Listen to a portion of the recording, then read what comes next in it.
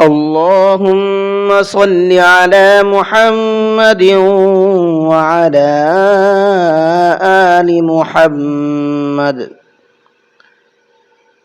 اپنے چینل پر آئے تمام لوگوں کا استقبال کرتا ہوں اور اپنی طرف سے میں سلام عرض کرتا ہوں، السلام علیکم ورحمۃ اللہ وبرکاتہ۔ ہم حروف مدہ پڑھ رہے ہیں۔ الف مدہ کا بیان ہمارا ہو چکا ہے۔ حروف مدہ ہم نے پڑھے تھے 3 ہیں، الف، یا، واو۔ الف کا ہم نے پورا پڑھ لیا ہے، آج ہمارا یا کا شروع ہوگا۔ نمبر 2 پر یا ہے، تو یا کے بارے میں آپ کو بتا دوں، یا جس پر جزم ہو اور اس سے پہلے زیر ہو، تھوڑا کھینچیں اور معروف پڑھیں۔ یہ یہاں لکھا ہوا ہے، دیکھو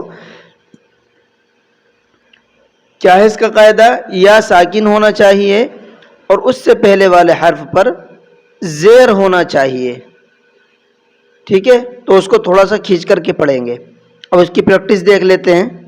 حمزہ یا زیر ای، با یا زیر بی، تا یا زیر تی، ثا یا زیر ثی، جیم یا زیر جی، حا یا زیر حی، خا یا زیر خی، دال یا زیر دی، ذال یا زیر ذی، را یا زیر ری، زا یا زیر زی، سین یا زیر سی، شین یا زیر شی، صاد یا زیر صی، ضاد یا زیر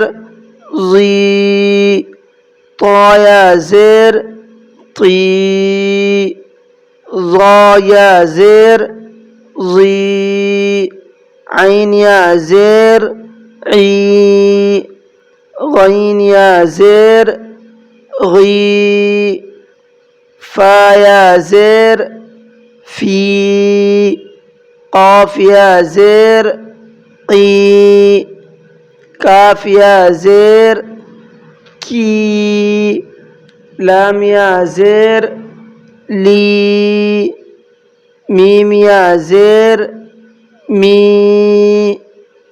نون یا زیر نی، واو یا زیر وی، ہا یا زیر ہی، حمزہ یا زیر ای، یا زیر ی۔